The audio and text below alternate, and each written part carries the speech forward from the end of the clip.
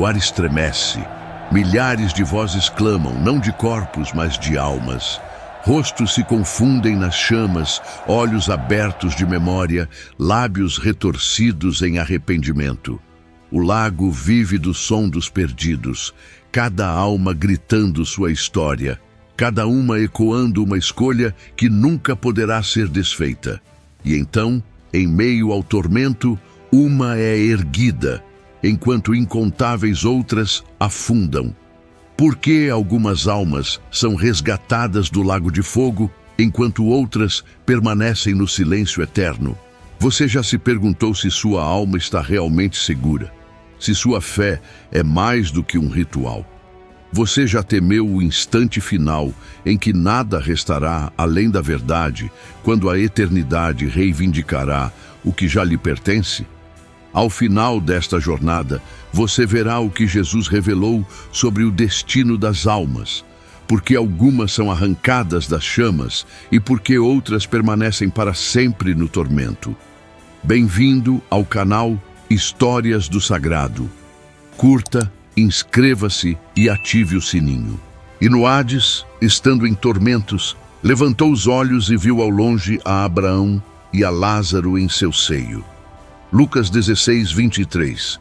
Imagine um mar que não reflete a luz, um abismo que respira fogo, mas não consome, um oceano onde não há vida, mas há movimento, incessante, convulsivo, agônico.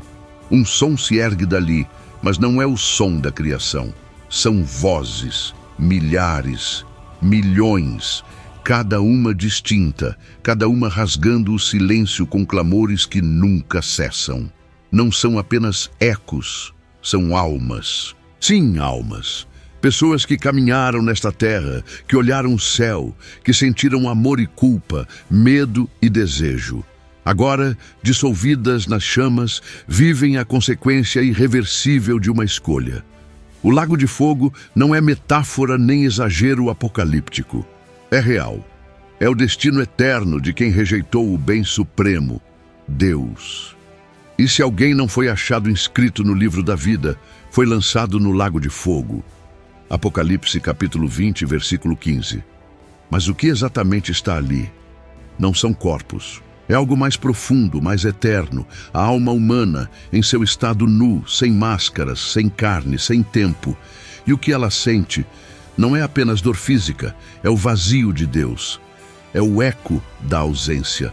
A alma arde, não apenas porque há fogo, mas porque perdeu seu centro, seu sentido, sua origem.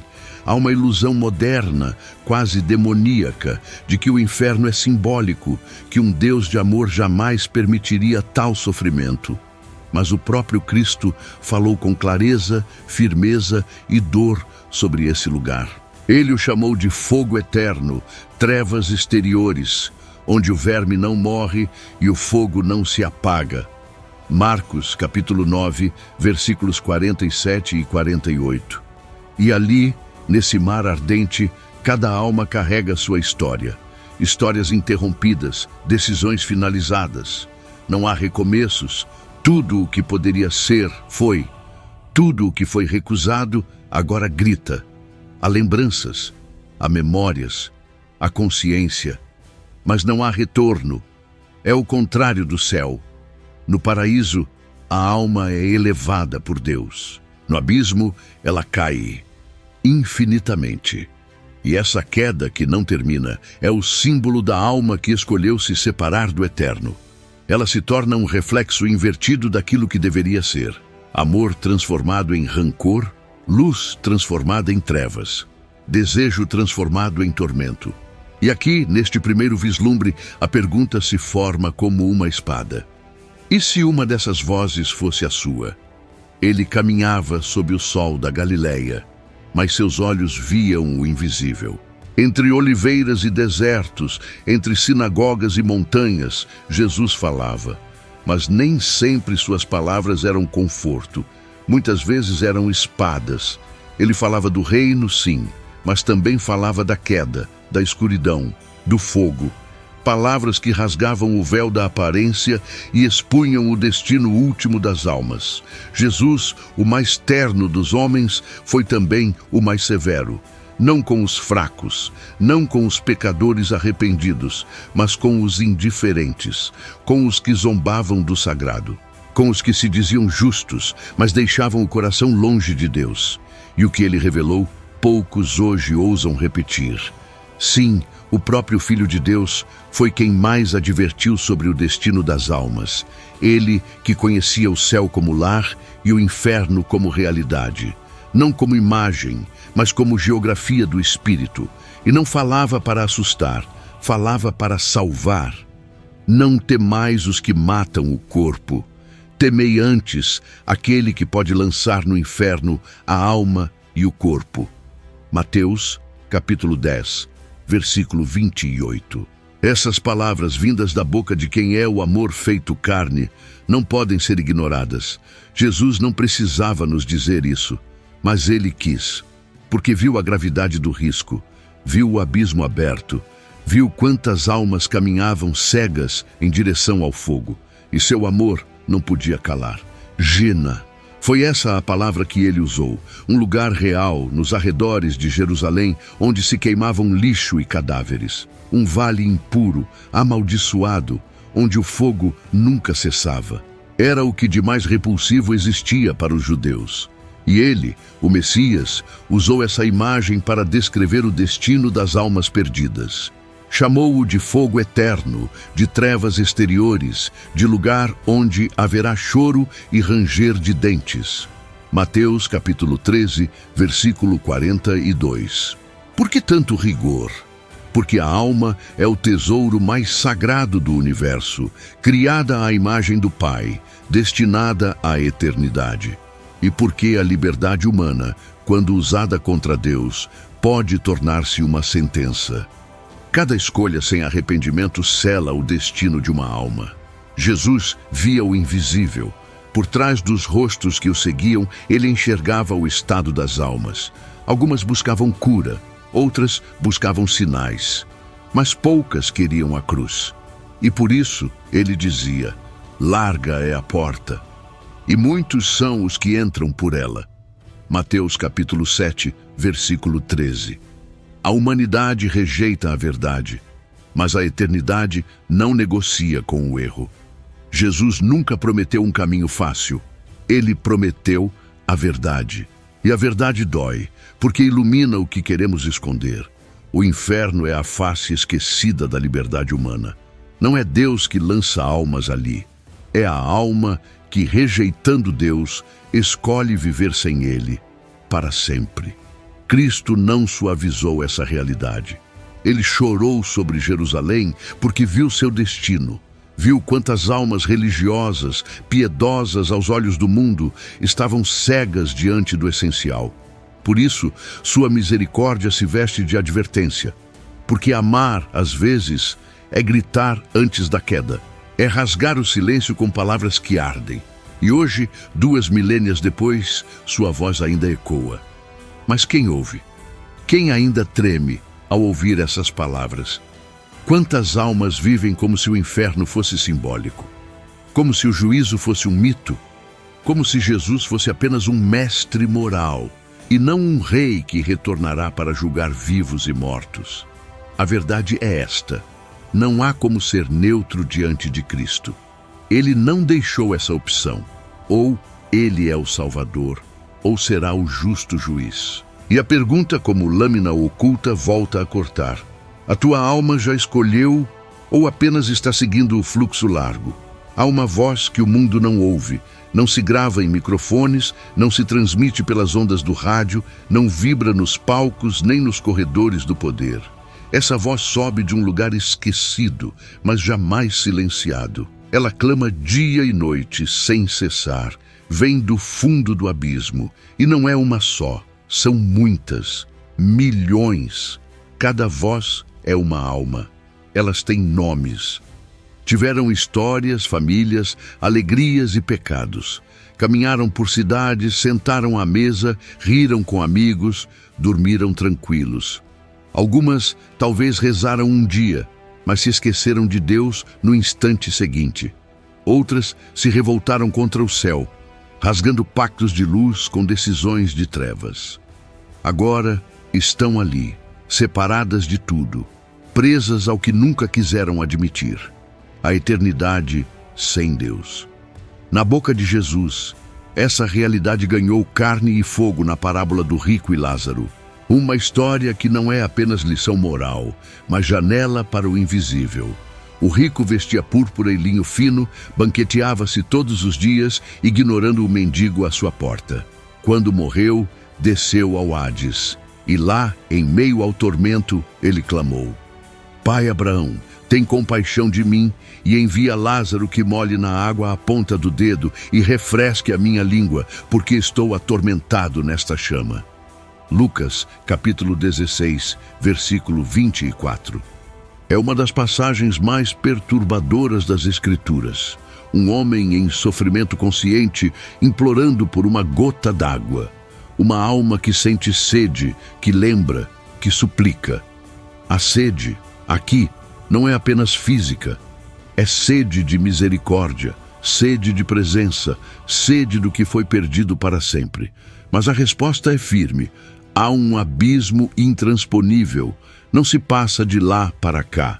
O tempo da escolha acabou. Note, o rico vê. Ele reconhece Abraão, reconhece Lázaro.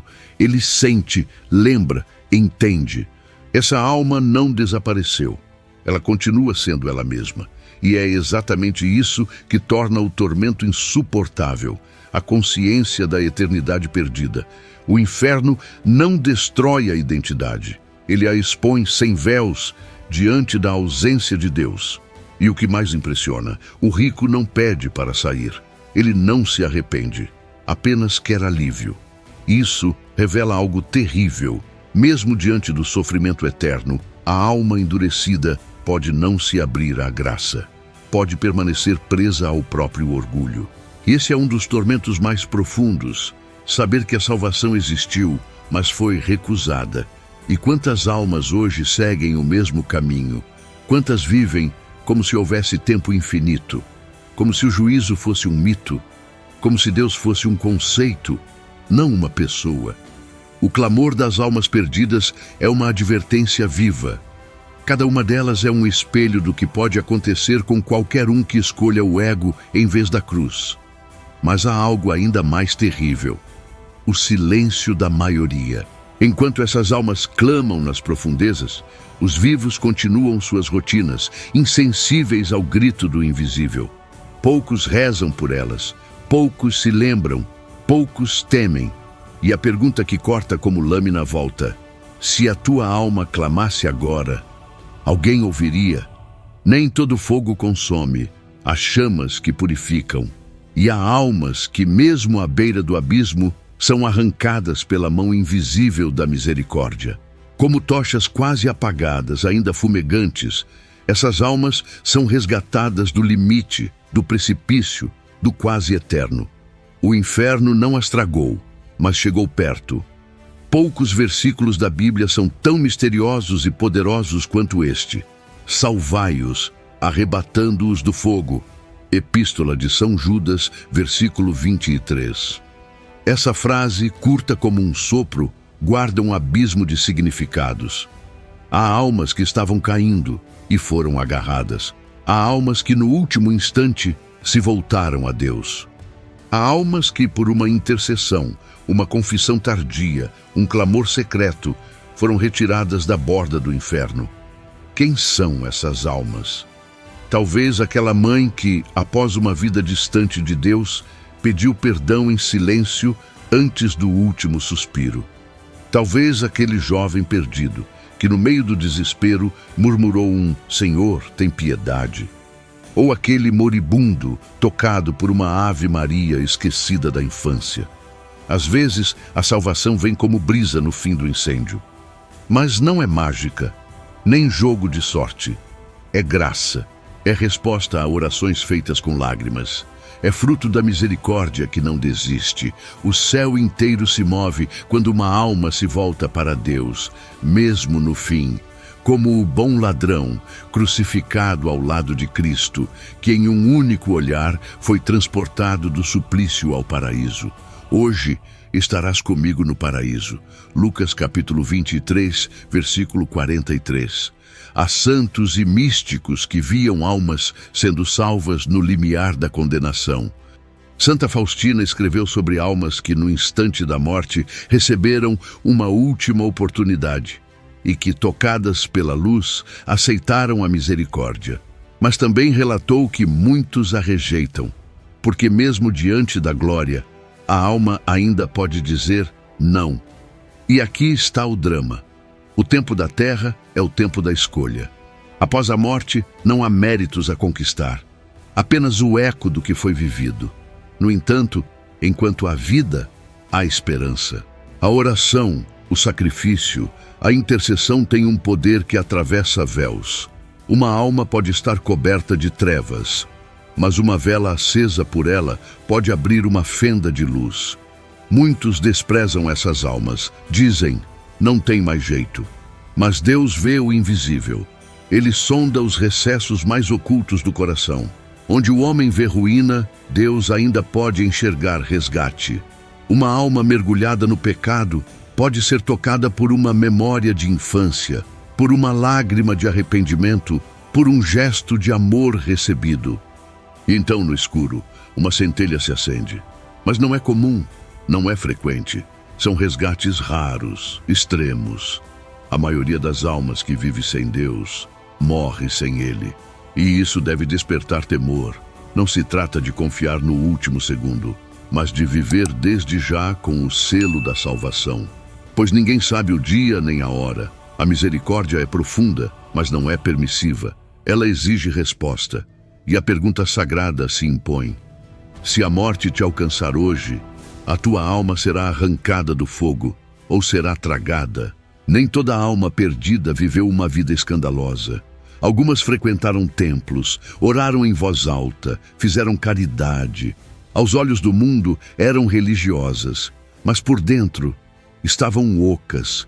Suas obras motivadas por vaidade, suas palavras destituídas de arrependimento. Viviam sob uma ilusão perigosa. Pensavam conhecer a Cristo, mas nunca permitiram que Ele as conhecesse. Jesus, em um dos avisos mais assustadores do Evangelho, diz: nem todo aquele que me diz Senhor, Senhor, entrará no reino dos céus.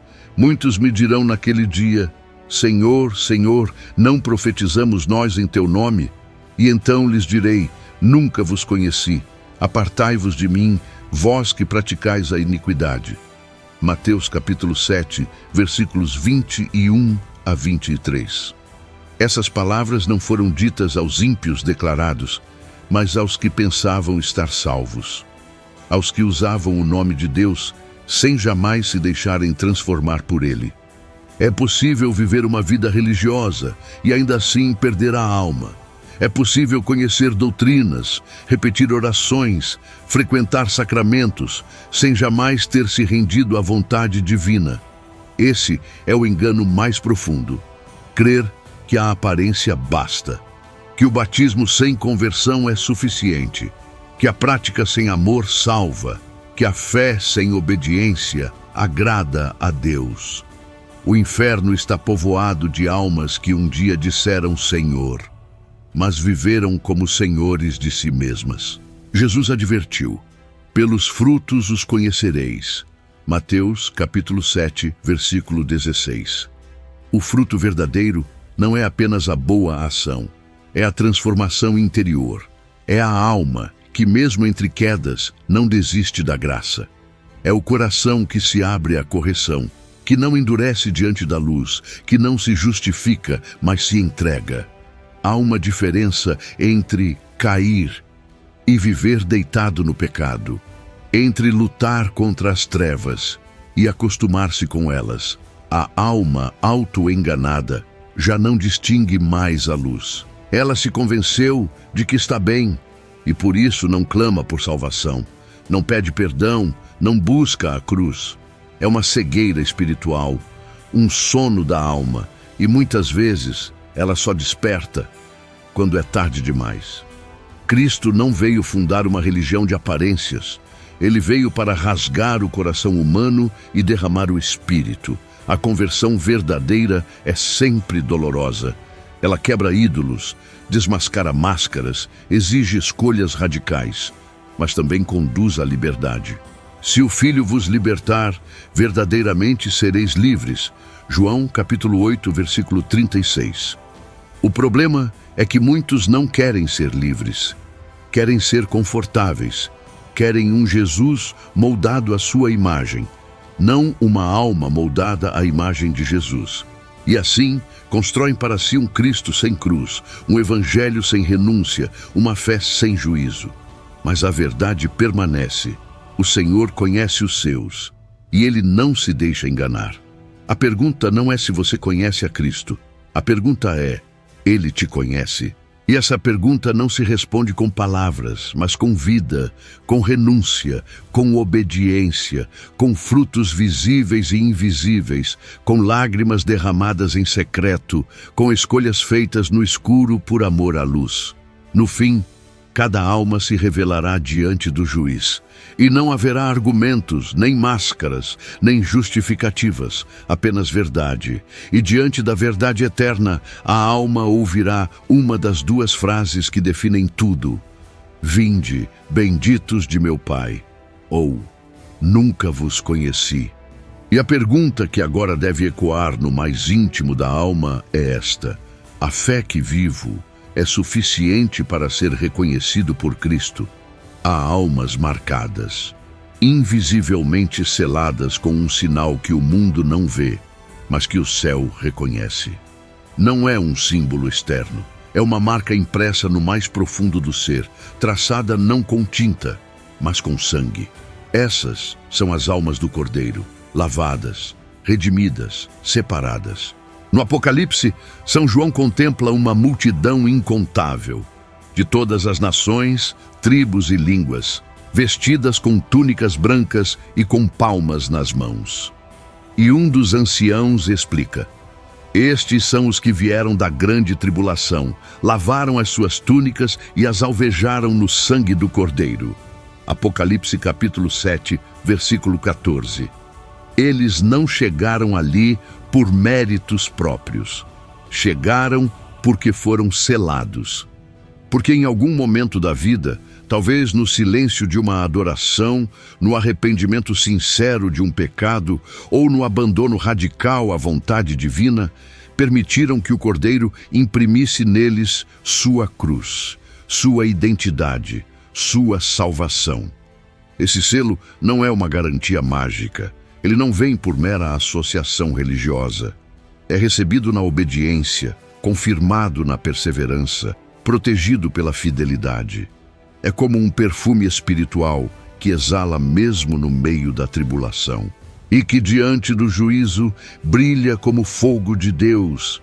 É o selo dos que não negociaram a verdade, dos que permaneceram mesmo feridos, dos que rejeitaram o pecado mesmo quando o mundo inteiro dizia o contrário, dos que não buscaram apenas bênçãos, mas o próprio abençoador.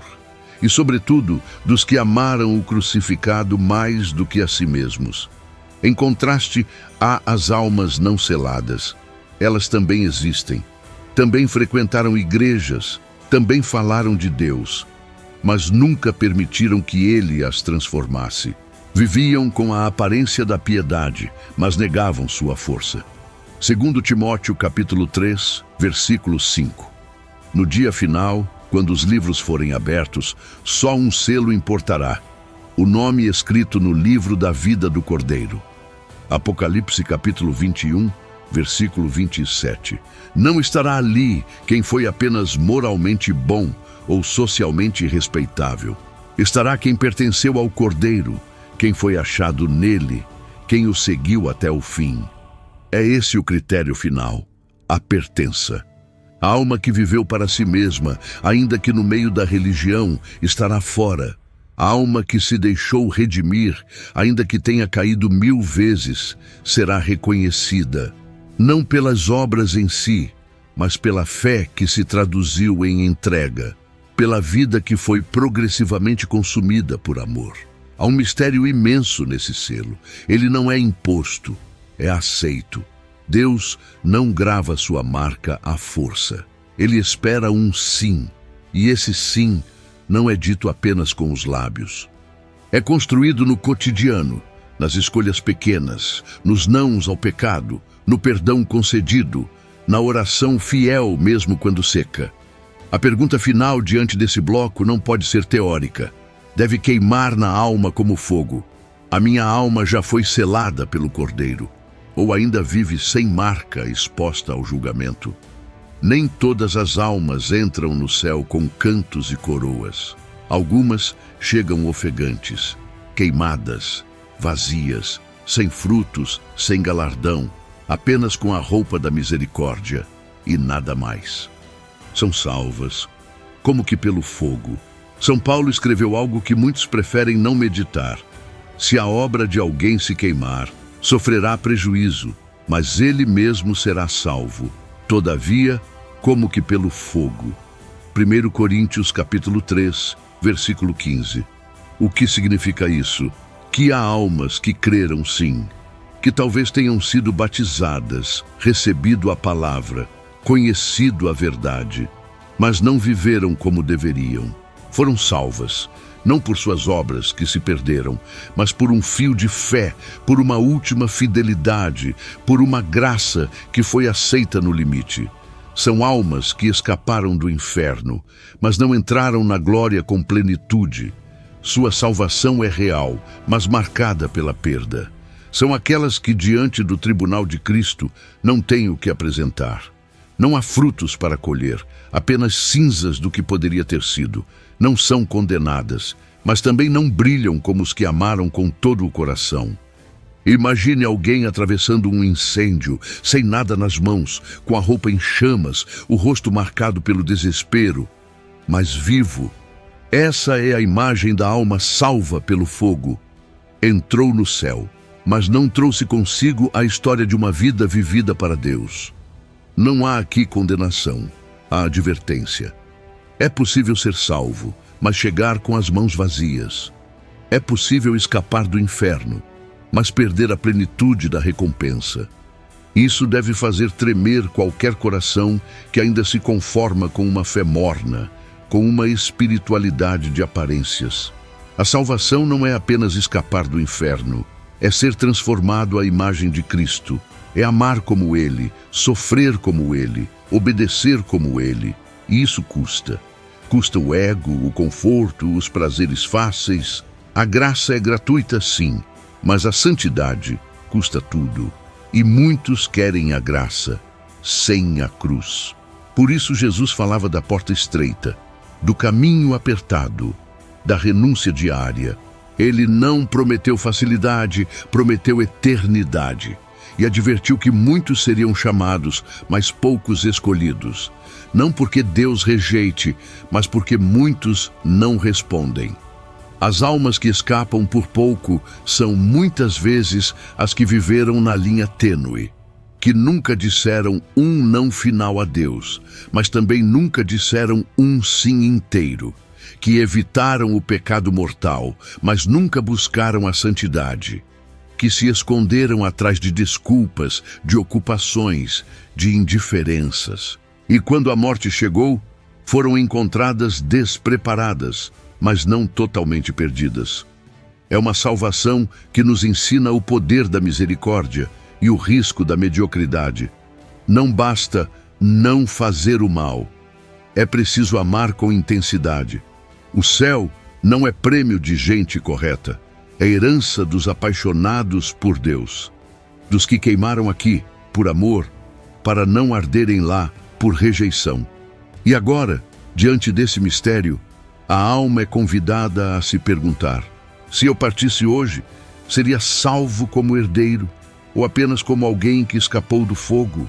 O mais terrível do inferno não é o fogo, nem os gritos, nem a memória que dói. O verdadeiro tormento, absoluto, irreversível, agudo como uma ausência infinita, é estar separado para sempre de Deus. É a solidão eterna da alma. São Paulo, em uma das passagens mais solenes das Escrituras, descreve esse destino final. Esses sofrerão como castigo a perdição eterna, longe da face do Senhor e da glória do seu poder. Segundo Tessalonicenses capítulo 1, versículo 9. Longe da face do Senhor. Essa é a definição mais profunda do inferno. Deus é a fonte da vida, da luz, do sentido. Estar longe dele não é apenas castigo, é dissolução. A alma, criada para a união, para o louvor, para o amor eterno, ao ser privada da presença, entra em colapso. Arde, mas não em fogo físico. Arde em solidão absoluta. Não há companhia no inferno. Não há amizade entre os condenados. Não há consolo mútuo. Cada alma, mesmo rodeada de outras, vive sozinha. Trancada dentro de si mesma, sem espelhos, sem saídas, sem qualquer rastro de amor. Não há memória viva de um abraço, nem luz de um olhar.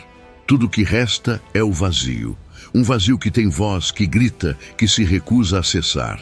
É a experiência mais contrária à essência humana. Fomos feitos para o outro. Fomos feitos para Deus. Cortar esse laço é como arrancar a alma de sua própria morada. Por isso, o inferno não é apenas punição, é perda. Uma perda tão total que sequer pode ser medida. Imagine viver e nunca mais ser visto, nunca mais ser amado, nunca mais ser tocado. É isso que a alma separada de Deus experimenta eternamente. Nada do que um dia a confortou permanece. Nem beleza, nem esperança, nem compaixão. O bem está ausente, Deus está ausente. E o mais doloroso, essa separação foi escolhida, não imposta. Deus nunca recusa uma alma arrependida. Mas quando a alma, em vida, recusa repetidamente a luz, chega o dia em que a escolha é selada. E o céu, que poderia ter sido casa, torna-se miragem. O tempo do retorno acaba e o abismo se fecha. Muitos hoje zombam disso. Dizem que é alegoria, que é manipulação. Mas Jesus falou com lágrimas, falou com verdade, falou com urgência, porque conhecia esse destino, sabia o que era estar fora da comunhão eterna. Ele mesmo, na cruz, experimentou a sombra desse abandono ao exclamar: meu Deus, por que me abandonaste? Mateus capítulo 27, versículo 46. Ali, por um instante, ele entrou na solidão do pecado para que nós jamais precisássemos habitá-la. Mas se recusarmos seu sacrifício, se zombarmos de sua cruz, se vivermos como se ele não existisse, então escolheremos o que ele quis nos livrar. E agora, ao fim desta jornada, só resta o silêncio. Não o silêncio vazio, mas o silêncio que pesa, que questiona, que sonda. Um silêncio que convida a alma a olhar para dentro e perguntar: a minha eternidade será comunhão ou solidão? Ao fim de tudo, não restam teorias, restam destinos. Cada alma, no fim, seguirá para aquilo que escolheu amar.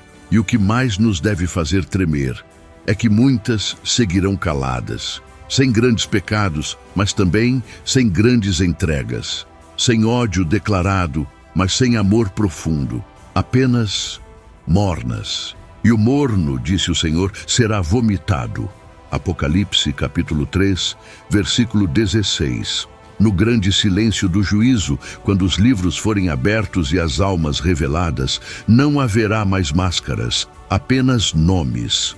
E só um critério: se pertencemos ou não ao Cordeiro. O resto, fama, sucesso, títulos, obras sem fé, tudo cairá no esquecimento. Só permanecerá o que foi feito por Ele, com Ele, nele. E é por isso que esta mensagem precisa chegar a mais almas. Se esta palavra tocou você e sente gratidão, considere apoiar este apostolado com o botão "Valeu demais". Ele aparece logo abaixo do vídeo como um coração com cifrão. Se não enxergar de imediato, clique no menu de 3 pontinhos e você o encontrará lá. Cada oferta, pequena ou grande, ajuda a levar esta luz a outras almas sedentas. E agora, com carinho e fé, te convido. Inscreva-se no canal, ative o sininho para receber as próximas revelações e junte-se a nós neste caminho de busca e salvação. Deixe nos comentários: Senhor, grava o teu selo em minha alma, e compartilhe com alguém que ainda caminha à beira do fogo.